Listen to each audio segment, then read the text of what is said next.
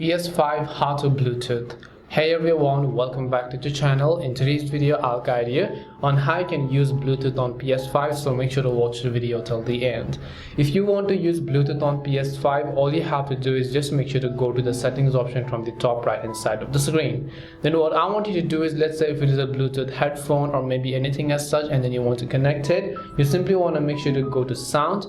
And when you go to sound, on the left hand side you'll find audio output, and when you go to audio output over here, simply make sure to choose the correct output device. So usually the PS5 will auto switch to USB Bluetooth adapter, but you can change things manually here. If it actually doesn't work, you can just select the output device type and then you should be able to select the output and so on, or you can also use the output to headphones option. Hope this video helped you guys. If it did help you, then make sure to leave a like and subscribe to the channel. If you have got any questions, feel free to leave them down. Thank you very much for watching and see you soon in the next video.